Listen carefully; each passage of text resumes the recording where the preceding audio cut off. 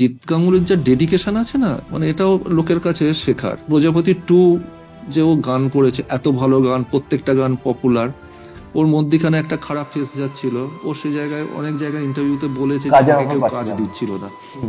ও সব জায়গায় বলেছে যে নিয়ে আসে। তো আমি জিৎকে বলেছিলাম যে জিৎ, তুমি জিৎ গাঙ্গুলি, যে তুমি প্রজাপতি 2 কাজ ছবিতে মিউজিক দেবে, তুমি জিৎ গাঙ্গুলি, তোমার সেই জায়গাটা আবার দেখিয়ে দিতে হবে যে জিৎ গাঙ্গুলির জন্যই বাংলা সিনেমার ওরকম রমরমের যুগটা ছিল।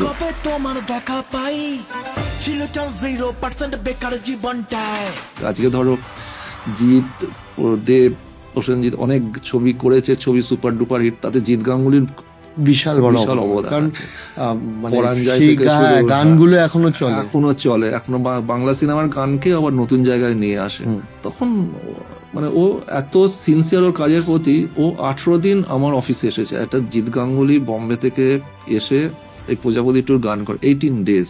আমি, জিৎ, দেব, অভিজিৎ, প্রসেন, প্রিয় যারা লিখেছে সব মানে দিনের পর দিন সিটিং করেছি যে এই গানটা পছন্দ হচ্ছে না, এটা হচ্ছে লাইক সিনেমা। আপনি মিউজিকটাতেও এতটা ডেডিকেটেডলি। হ্যাঁ, না আমার ভালো লাগে।